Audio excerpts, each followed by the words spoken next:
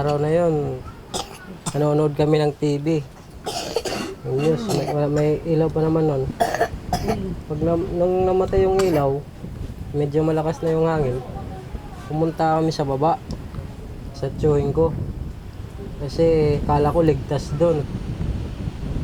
Karga-karga ko tong tatlong mga anak ko. Wala na eh, parang hindi ko na alam yung gagawin ko. Ano na lang eh, mapunta ko sila sa taas, maligtas ko sila.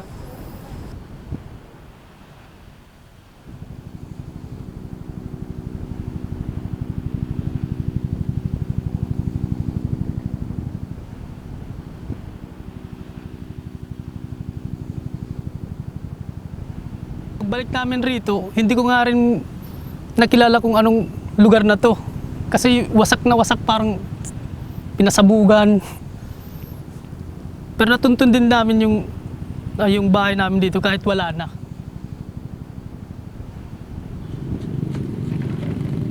Subukan kong maglibot-libot dito sa Akuan hanggang doon sa 67.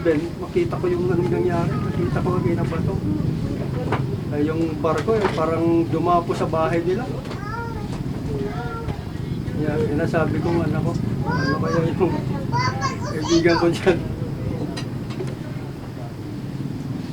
Hanggang ngayon wala, hindi ko pa siya nababalitaan.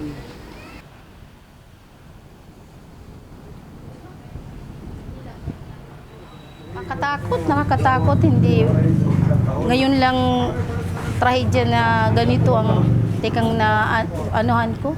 Ngayon lang trahedya dumating sa amin na ganito.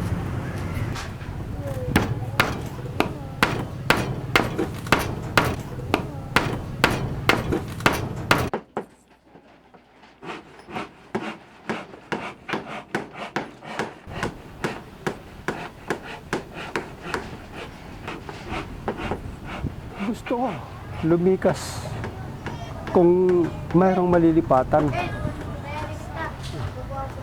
Pero sa ngayon kasi wala pa eh. Kaya dito muna kami.